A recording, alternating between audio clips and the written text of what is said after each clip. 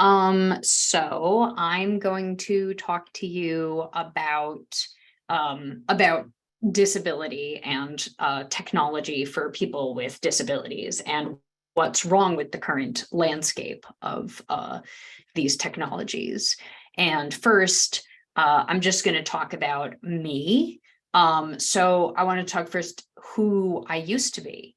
So I had been programming since the age of 12. And I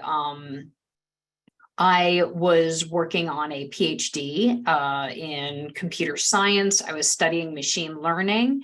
In my spare time, I programmed in a variety of programming languages. I had other hobbies. I did martial arts. I did biking. I knitted. I needle felted. But that's not really stuff that I do anymore.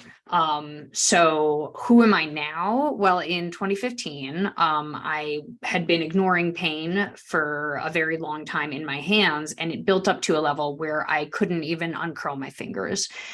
Doctors had no idea what was going on. And for about a month, I couldn't do anything but like drink vodka through a straw, which is like, I say it like it's a joke, but the fact is now I have been in pain for years in my hands. So, okay, what can I even do at that point? I couldn't do those craft hobbies that I used to do. I got into comedy. I started doing service work. I used a lot of social media. I started reading a lot, but like the sports I used to do, I couldn't do anymore. So I started doing roller derby, which is a contact sport where you don't use your hands. So that's me. My roller derby name was Gaussian Retribution, which is a statistics joke. So what about programming though? I couldn't type and I couldn't write. So I got into voice coding. So I coded with a piece of software called Talon that allowed me to dictate and have that dictation generate my code for me instead of typing it. So just by dictating all my code with Talon, I was able to finish my PhD. I've written code and papers on artificial intelligence using just this system, and I enjoy my work. And like a few years before, I couldn't have even imagined a path forward that didn't involve some kind of miracle cure. So when you have a disability, I want to make it clear that every path forward requires that you ensure that some technology that you use serves your needs. And that means it's not serving the needs of someone else or the needs that some corporation expects you to have. So that means that your tools and your technology need to be hackable. What does that mean? When I say hackable, do I mean like a hacker can get into it? That is not what I mean. I don't mean that it's insecure or vulnerable. I mean that it can be modified by a user to suit their needs, like this cassette drive that was turned into an extra cup holder for someone. So what makes something hackable? Well, it helps when it's open source. What does that mean? Well, software is originally written in source code by humans, and that source code is converted into machine code that is really hard to read and even harder to modify. So if you want a piece of software or hardware to be easily modified, you need to publish the original source and let people change it. So if you allow people to modify the original software and you include that source code, then it's called open source software. And that's one thing that can allow users to hack their own devices. So what else does it require? Well, it's good to have an interface that allows people to write custom code. So this is a step beyond just releasing the source code. This is making it programmer friendly. So there are these things, application programming interfaces, where you can send commands. You can write code that will send a command to get some data out or to give some commands or elicit some behavior from a device. And so those have to be designed in order for a programmer to really benefit from them. This is a little more deliberate and takes a little more effort than just releasing the source code. And then the last thing that takes even more effort is making it actually easy to customize for people who aren't programmers, having a lot of different settings for any given person to be able to easily modify if they have needs that are different from the needs that are anticipated by the original developers. So there's actually something that's easier than all of these, which is letting people modify, like allowing the rules to permit people to modify their own equipment. So there are a couple of ways where manufacturers will prevent people from modifying their own equipment. So some obvious ones are experienced by the wheelchair user community. Wheelchairs tend to be very heavily customized by a lot of people because they have such diverse individual needs. But fixing the wheelchair could void its warranty, and certainly customizing it could void its warranty so that you can't get it repaired by the original manufacturer anymore or by the insurer. And then beyond that, insurance companies won't pay for repairs until a wheelchair breaks completely. So preventative repairs or repairs that happen before the wheelchair is unusable have to be paid out of pocket by the user. And all of that is like the opposite of hackable. That's preventing people from modifying their own equipment. And there's a recent court case that has actually made it so that things might be a little easier to repair in general, which was a court case in which John Deere, which is a tractor manufacturer, was ordered to allow farmers to fix their own tractors, which they were not permitted to do under the terms of the contract for the software that the hardware was running.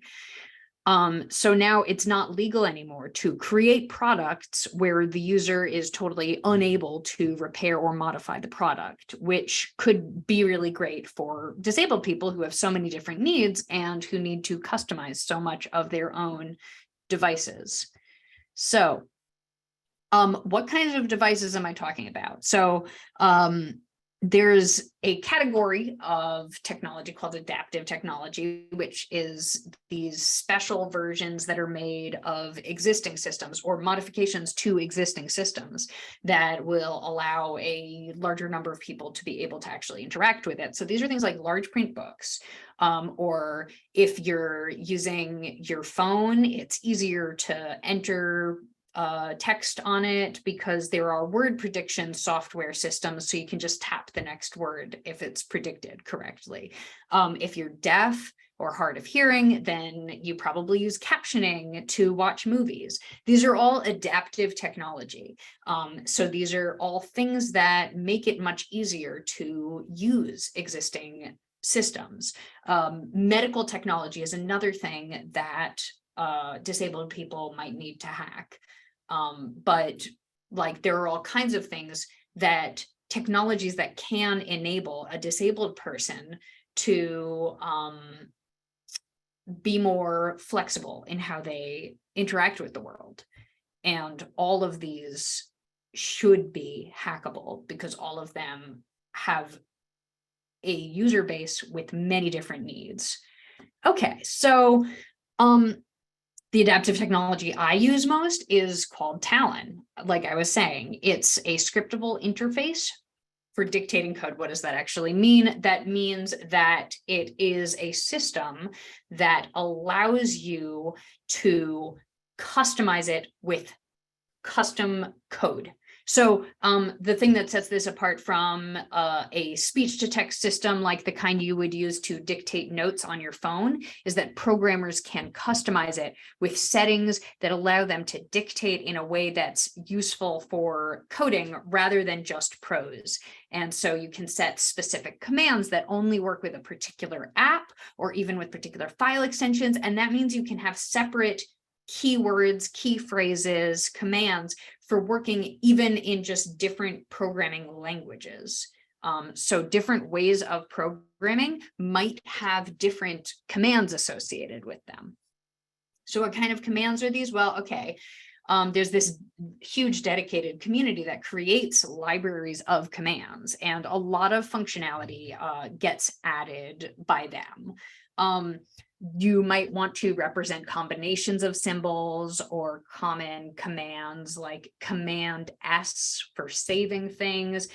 There's even a phonetic alphabet that makes it easier to dictate arbitrary text without having the ambiguity you get from similarly pronounced letters like B and V. So similarly to how pilots will say Bravo and Victor for B and V, there are very shorter because you want to be able to really quickly describe an entire string of letters.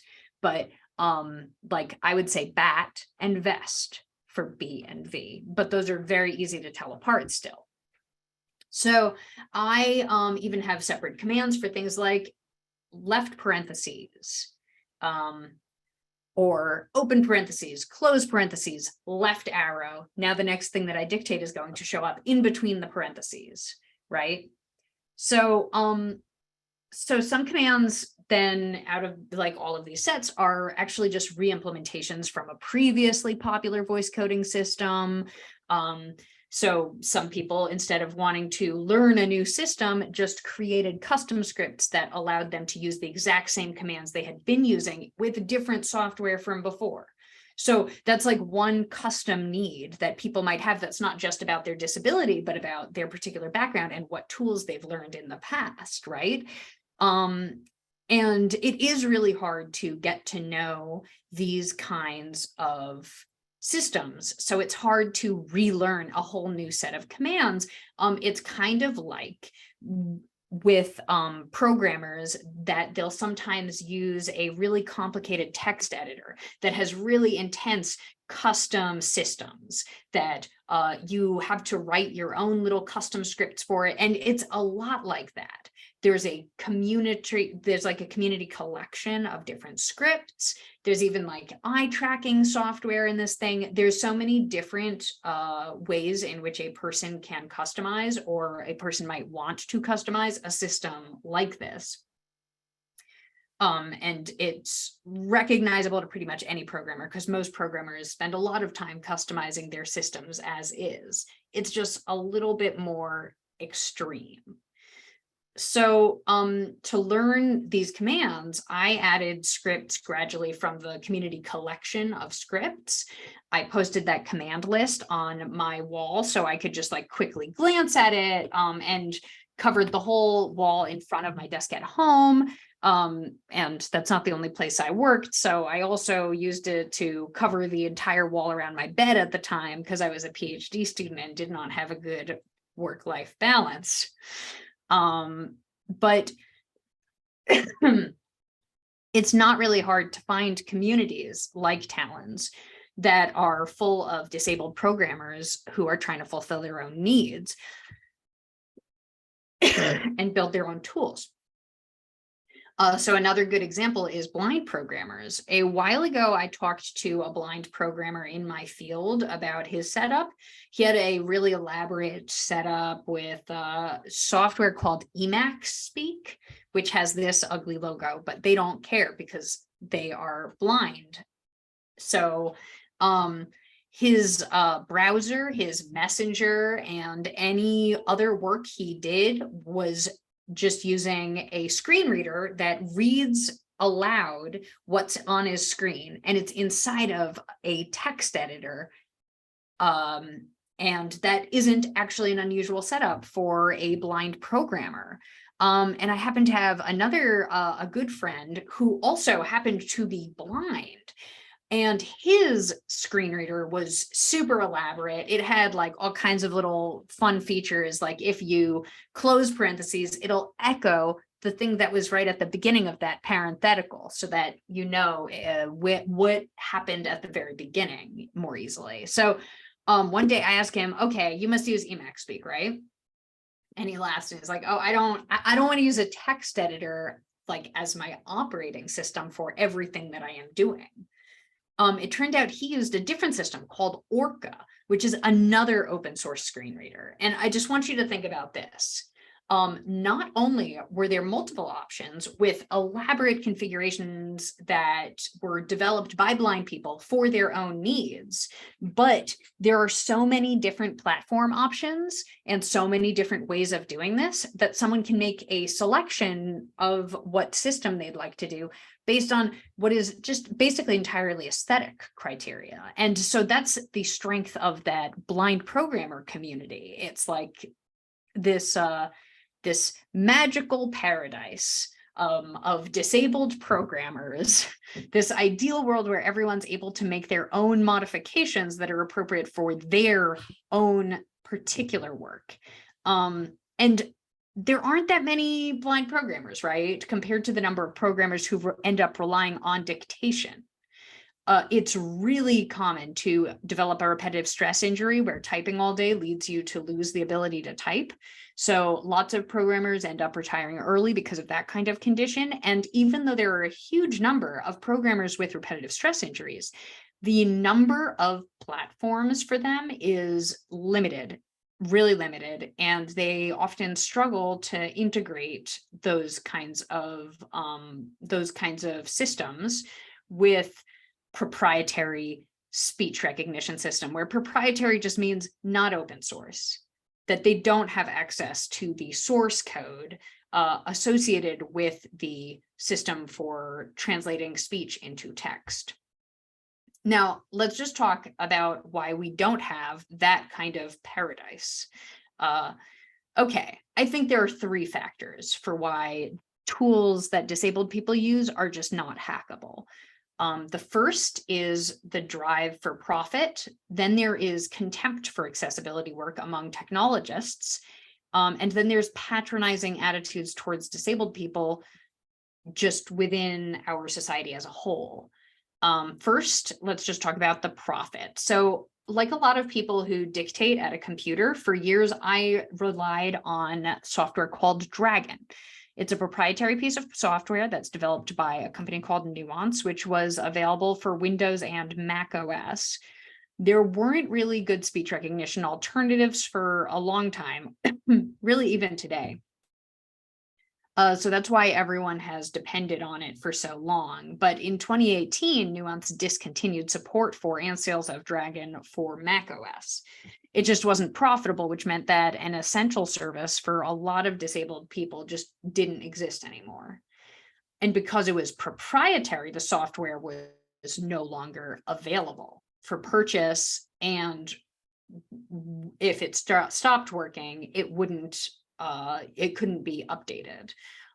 So it's because of this that Ryan Heilman, who's the programmer who develops Talon, has actually been developing free alternative speech to text systems that are easier to integrate with. But let's just talk about another example for a bit, which is the diabetic community. Diabetics, they don't have a functioning pancreas, so that's the organ that monitors your blood sugar level and changes your insulin level so it doesn't get too high, it doesn't get too low. And typical medical equipment for diabetes has for a long time included a blood testing meter to check your blood sugar levels and an insulin pump, or if you're less lucky, a insulin needle to adjust your blood sugar levels. So typically a diabetic repeats the same procedure throughout the day. They check their blood, they adjust their insulin level manually according to some heuristics that they personally have about glucose levels. And then they wait until it's been a while, or they notice symptoms of either low or high blood sugar, rinse, repeat, just do this over and over again. So if you're a diabetic, what you'd love is an artificial pancreas. So a system that monitors your blood sugar and has its own internal heuristics that are maybe personalized to your body to inject insulin. So At least though, when you measure your blood sugar, you would want to automatically respond with those heuristics. You would want to know what your body needs in terms of insulin. And that depends on you having your own data about your own responses to insulin and your own blood sugar. So this is the idea behind something called the closed loop, which is a system that was developed by diabetics and their carers. So they used standard medical pumps from the manufacturer Medtronic, which were easily adapted because they had an authentication code or password for controlling them that was just the digital serial number that was on the device. And that was something that, or it was a digital serial number that was like known publicly since 2011. So when Loop started cutting into Medtronic sales, though, suddenly this vulnerability was grounds for a recall of the pumps that could be used for a closed loop. So even though DIY systems like Omnipod, for instance, the systems I was showing you rely on the same pairing protocol as the standard control methods, the device manufacturers have portrayed this as some kind of security vulnerability, and that hackers could take over your pancreas, basically, even though they're using the same system. It's not just that you have this like system that is only being used by the people who are modifying them, right? So device manufacturers like to so this is like obviously nonsense, right? This is not about security. This is about profit. And device manufacturers, they'll also they would also claim they couldn't document their APIs, which I talked about earlier. Those are the systems that programmers can use to interact with the device. So they said this would be promoting off-label use. That's prohibited. But now the FDA added designations for pumps that do allow a third party to access them and to control them through an API. So these are called an interoperable glucose monitor on the glucose side, on the monitor side, and an ACE pump or alternate controller enabled pump on the pump side. So these designations now exist. And yet these device manufacturers have completely failed to enable diabetic patients to actually freely treat themselves. So one monitor manufacturer called Abbott Labs even sued a free tool that was designed to access your own medical data. And they claimed, oh, this is a copyright violation against this, free tool, Diabetic. So clearly this isn't about security and it's not about regulation. It's about protecting their profits because they've failed to offer products that are as good as what diabetic people create for themselves. So the next thing to talk about when we're trying to figure out the mystery of why are these technologies not good is that there's a lot of contempt that developers and engineers have for accessibility work. So a lot of people see it as less interesting than more prestigious areas in technology. So this really essential work gets left to people who are thought of as like caring, like women. So those are the people who end up working on this, while a majority of developers are like, oh no, I'm not caring. I'm not going to work on that project. And in fact, a lot of the essential work of building these platforms and products within a particular company is left to disabled people themselves, like as though the only reason you could possibly care about something like this is if you have to use one of these devices. And obviously you may have gotten from the rest of the talk that I'm totally in favor of disabled people being enabled to fulfill their own needs, because every individual has different needs. and we should be able to build the tools for our personal lives and work. But we shouldn't always have to do that when we're being offered a specific product that is supposed to serve our needs. And yet that's the expectation that we have. But my aforementioned blind friend was assigned to work on an accessibility team for years, doing work that wasn't what he was most interested about, just because he was blind. So I work on language model research. So a language model plays a part in a lot of different kinds of systems, like machine translation or dialogue with a machine, or question answering automatically. But when anyone I meet who knows that I have a disability, when they know I have a disability, they'll assume that I work on speech recognition, which is something that language models are used for, but I'm not interested in any of these applications, actually. My work is really not practical. It's just stuff that I'm personally interested in. It's not really in applied systems. And so why don't I work on language modeling for speech recognition, or on language modeling even for specifically programmers who are disabled? Well, it's because I am not interested in it that much.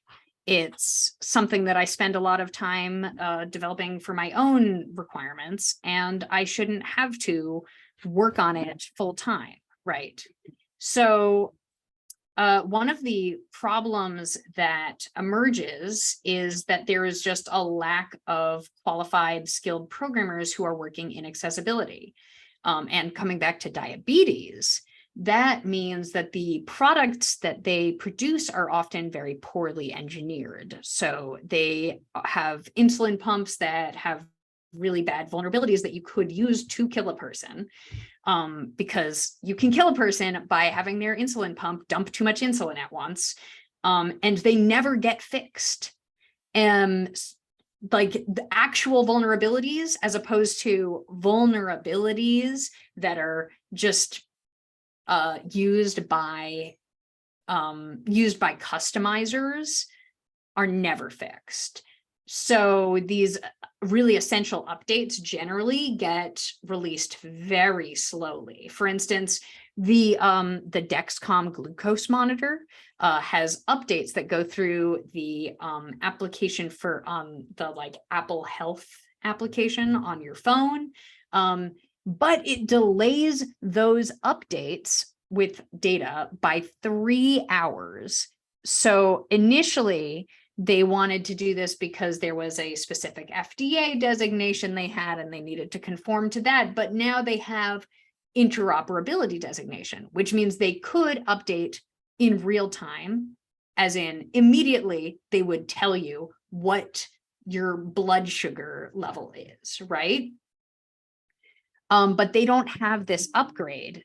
And the only real explanation at this point is that they can't recruit enthusiastic, qualified people who are proactive in upgrading an app like this.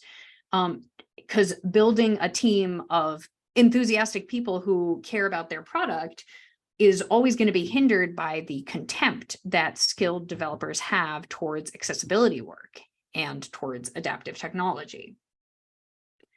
So the last thing to talk about is just the patronizing attitudes that our society has towards disabled people. It doesn't trust us to take care of our own needs or to be authorities in our own conditions.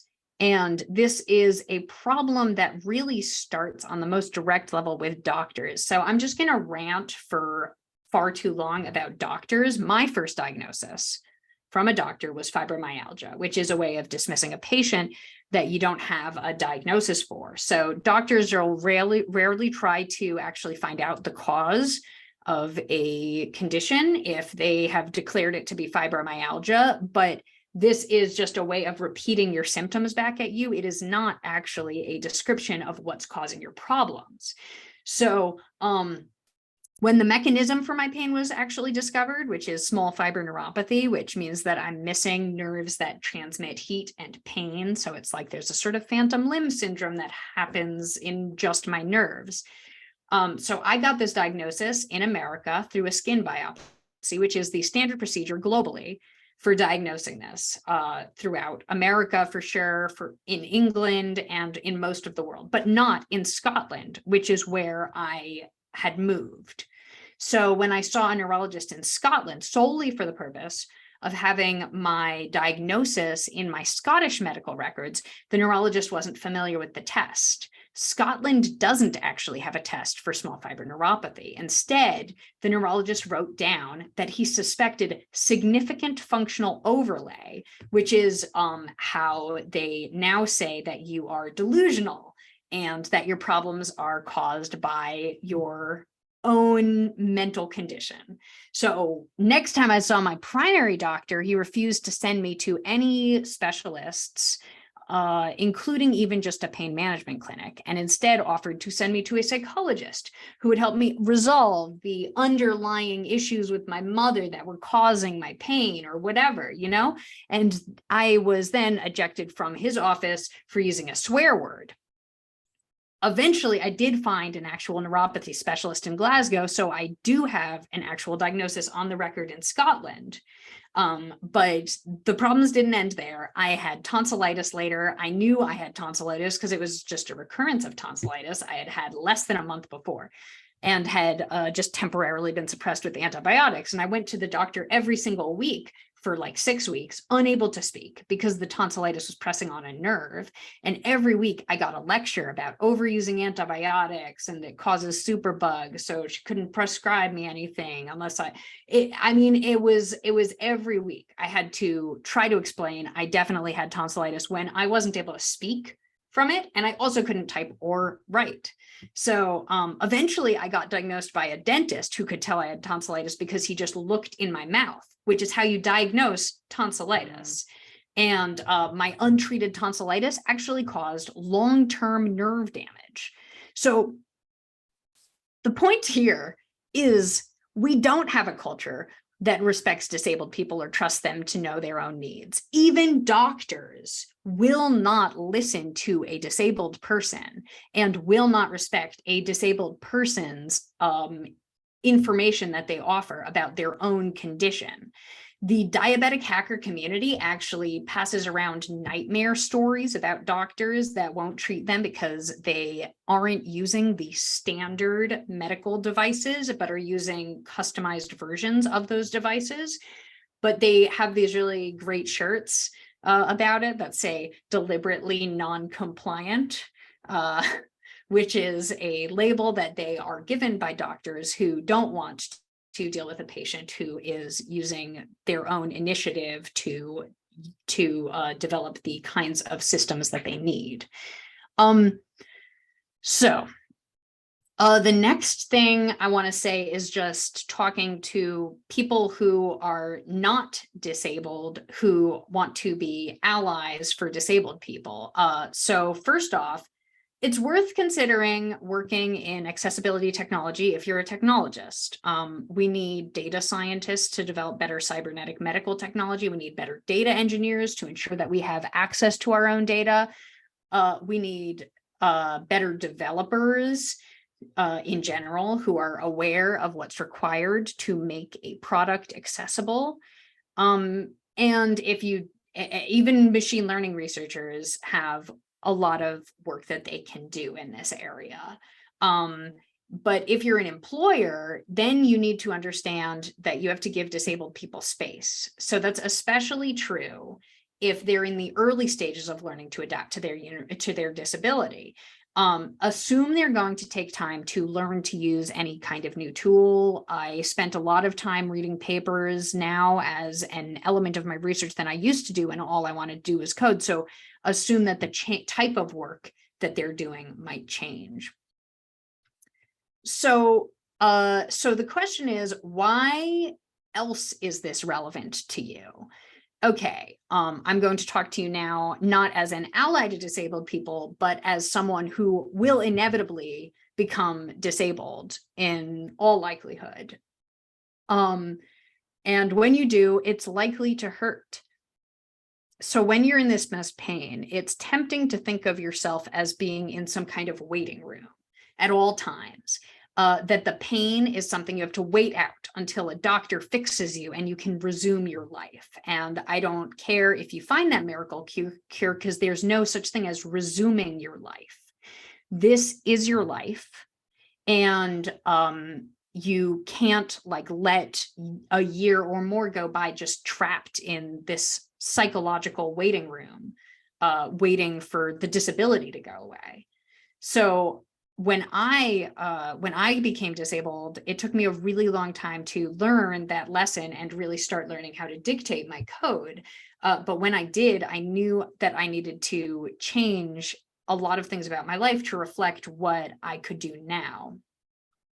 One of my favorite books is this very skinny memoir called The Sound of a Wild Snail Eating. The author is completely bedbound for this, like when they were, having the experience in the memoir. They were unable to even turn her head. She didn't have any kind of energy to read or watch a film. So instead, one of her friends brings a bouquet of flowers, and that bouquet has a snail on it. And she just watches the snail for a whole year, just learning all about its different habits and developing a sort of kinship with this very slow, sort of neglected creature. And she recovers eventually, but while she's recovering, she learns all about the biology of snails from academic books. And so the way that she writes about a single snail is gorgeous. It's like there's more like attention and affection in that prose than I've read in like actual love poetry. And this author thought she was just in the waiting room mentally for that entire year, but she was just living a very different life from what she was used to watching this snail. So you need to not spend so much time waiting when you become disabled. I'm just going to read a quote from this book. As the snail's world grew more familiar, my own human world became less so. My species was so large, so rushed, and so confusing. I found myself preoccupied with the energy level of my visitors, and I started to observe them in the same detail with which I observed the snail. The random way my friends moved around the room astonished me. It was as if they didn't know what to do with their energy. They were so careless with it. There were spontaneous gestures of their arms, the toss of a head, a sudden bend into a full body stretch as if it were nothing at all, or they might comb their fingers unnecessarily through their hair. So this is, I think, like a really good description of how a person just changes in their life when they become disabled. You start noticing things that you didn't notice before, and you have needs that are really specific to you that you didn't have before, which is where customization is, again, really important, because your needs aren't going to match those of every other person or the typical person according to the original designer of whatever device you use. And so there's like one more thing, which is that if you hear about someone dealing with the things I've dealt with and having to learn the kind of systems that I've learned or customized or just generally had to adapt to, you might think, oh, it can't really be that hard, right? Or you can think like, well, that's something I could never do. And neither of those things is correct, because when you become disabled, you discover that everything is actually that hard to do, and you still can do it because you have to in order to live in the world that we're in. And that is the last thing that I have to say. So, any questions? Thank you so much. That was really interesting. I believe there's a question in the chat. from Jim Euchner. Is there a community that hacks cell phones so that they might be used by disabled people, in particular autism spectrum people? Are you familiar at all with how autistic people adjust technology and the ways in which they adapt technology for their own use? Well, so I know that I know about some conflicts there have been between manufacturers of specialty like autistic communication devices. That there's been some conflicts between the manufacturers of those kinds of devices and the users of those kinds of devices who want to customize them or who want to modify them in some way. There have been a lot of issues there. I don't know specifically about people who modify cell phones. My suspicion is that a lot of is that the haptic feedback that you get from a custom, like from like a fully custom device, like a specialized keyboard, that kind of product is probably really valuable, more so than just modifying the touch screen. I'm not sure though. My other question comes from an entirely different area. I also spent a career developing systems, and a lot of the things you're saying, person in the loop and the practices that you put, they're just good system practices, rarely practiced, but good system practices. So if people start developing as if they were developing for this community, they'll actually develop better software. Yeah, there is a I should have I'm realizing that this would have been good to include in the talk, but that it's very common to design that it's considered like important for design to develop for disabled people, because you're also simultaneously developing for people who are temporarily encumbered or distracted or whatever. I mean, there's something called the curb cut effect, which is that when they started, when disability activists in wheelchairs started modifying sidewalks like in the dead of night to cut curbs out, and eventually convinced cities to start actually making sidewalks have curb cuts when they're originally laid out so that wheelchair users can move around more easily, that now people are like, oh, you mean, oh, the curb cut, you mean like the thing where like for people pushing strollers and who have like wheelie suitcases and stuff. Or there's a designer at Microsoft who has a particular example they use where a person with no arm is going to have similar needs to a person who has broken their arm, which is not like a permanent disability, it's a temporary impairment, but they are also going to have the same needs as a person who's carrying a baby, which is not even something that we think of as related to disability. That when someone is deaf, that they might need captioning or they might need visual signals, but so will someone who's wearing earbuds, and so will someone who's just kind of distracted. All of these things are valuable for every user of a system, but every every point of friction in the design of a system is that much worse for a disabled user. So Chris Novell. Thank you. Yeah. Hi. So thank you, Naomi. It's been very interesting to be listening. And for me, the part that I was not familiar with in particular was about how for diabetic people, the stuff going on with those companies to thwart their opportunity to have, the helpful tools available to them. I'd like to make a few observations, and I'll run them through them quickly, and you can comment if it makes sense. When you mentioned about the idea of disability or accessibility not being built in, such as with websites or other situations, when it comes to websites, I've listened to security webinars, and oddly enough, security tends to be an afterthought as well. So, it seems that the programmers need to have a checkoff list where they include, security and accessibility. And then another thing, when you mentioned the idea that just because a person needs a tool, it doesn't necessarily mean that they want to be the one designing it or, making, working in that area. Similarly, from listening to some webinars, I heard a Black person say, hey, if a company now has a need for an inclusion or a diversity officer, what made them think that because I'm Black that I want to play that role? You see, there's an assumption that could be made there as well. Another thing that came to my mind that I've taken notice of when it comes to cooking webinars.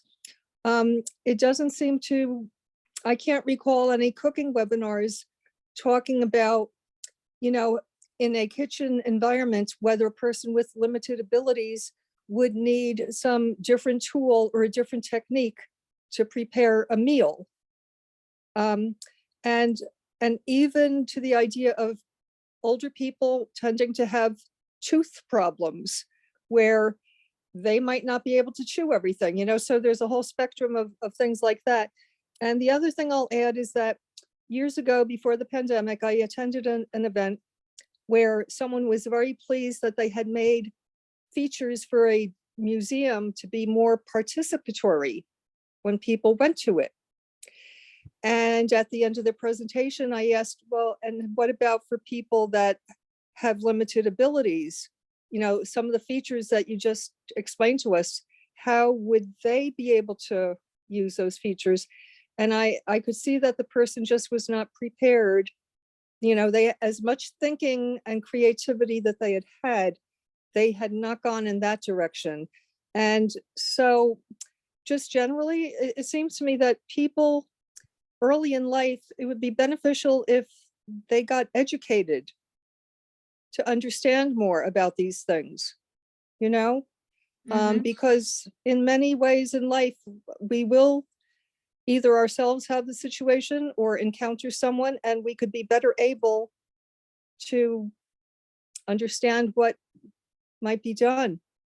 So that's what I wanted to say. Thanks. Yeah. Yeah, I think I agree with all of those points. There was one thing that you said, maybe your second to last thing that you said. About the cooking?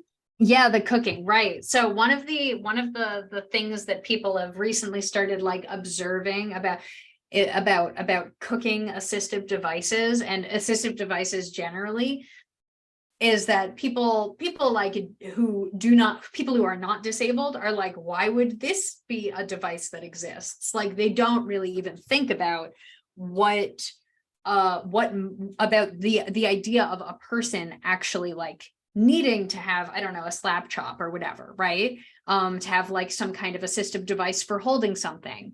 And so a lot of the time, not only do these kinds of instructions not carry like modifications, even though they'll carry modifications for things like you can substitute this ingredient for another ingredient if you don't have it, but they won't say, okay, so like maybe you don't have, maybe you don't have the energy or whatever ability to do things like use chop this up a bunch. Like what is modifiable in this case? Where can you sort of avoid a step or do the step in a different way? Like when you have a meal that can be put in an oven, but can also be like just put in a microwave, Thank you. We have another question. Some companies were mentioned that are bad examples of people working collaboratively with the disabled community. Are you aware of any examples of companies that are working together with the community, but also turning a profit? That's a good question. what are some really great technologies that companies are turning a profit on that they have developed for disabled people? I mean, first off, all of these, I would say, okay, so I know that that there are companies that incorporate more and more accessible features, even just like basic things, just the fact that we turned on we had the closed captioning turned on about partway through this very program.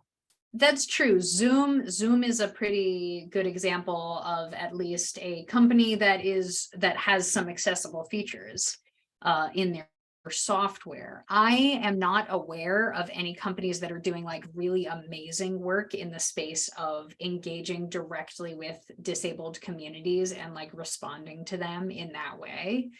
I mean, there's a lot of, I mean, there's lots of different, there's lots of different ways in which companies do things that are either required of them or that are like bare minimum. But I'm not really aware of any companies that are seriously engaging with disabled users. It's hard to turn a profit, I think, when it comes to something that is so user specific, unfortunately. Because the amount of effort required to actually accommodate each individual's needs is more than most disabled people can afford, given that disabled people tend to be much lower income than the population as a whole.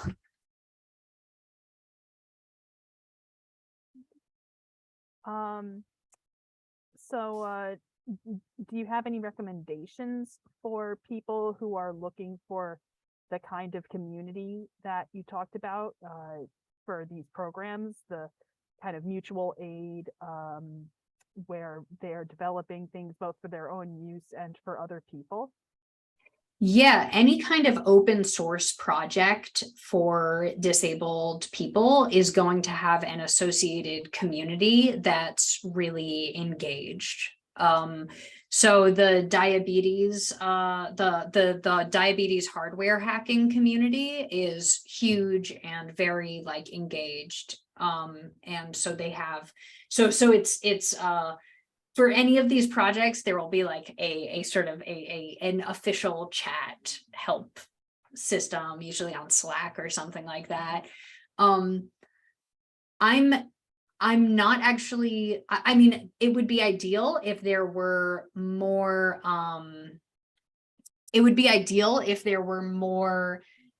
communities that worked across different projects. For instance, each individual voice coding project, like software project, has its own associated community that's very supportive, but there's no real easy way to engage with people who are making decisions between different projects or who are thinking about solutions and considerations that are independent of the particular software or device that you're using. There's another question here that Alyssa saying there are more and more tech nonprofits out there. Are you aware of any nonprofit organizations thinking about this? The interesting thing about this is, as far as I know, and I might be missing something really fundamental, I might not be aware of every nonprofit or anything, but the organizations that I find are thinking the hardest about the needs of disabled users are open source projects. So for instance, the Linux operating system has a bunch of different projects that are associated with various like distributions of that system. There's like a lot of different people who have developed screen readers for systems like that, and they have very internally engaged systems. These are really like back to sort of a mutual aid or like an internal community, like disabled people developing their own tools kind of model. And projects like that, you'll find them in any sort of like accessibility software. In fact, a lot of accessibility tools, like most tools in software, are like built on a sort of like shaky foundation of a bunch of random, very tiny projects developed by like some random person who's in the Midwest who hasn't like who has never been paid for their work ever. And then there's like billions of dollars of technology that's built on top of that one person's free labor, and nobody notices because there's such a complex underlying ecosystem of different software that people develop for this. That's really interesting. Does anybody else have any questions they'd like to ask Dr. Saphra?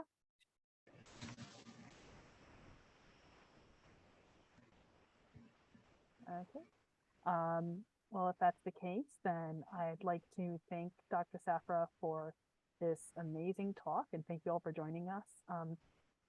Are there any places that we can further follow you or check out your work?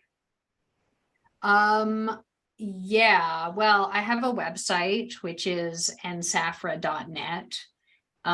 Where I have a blog post about this, on the topic of like my experience dictating code, but is mostly about my research and like one stand-up comedy set. But other than that, yeah, that's where you could find out more about my work, which is mostly not related to this. It's mostly very in the weeds sort of machine learning research.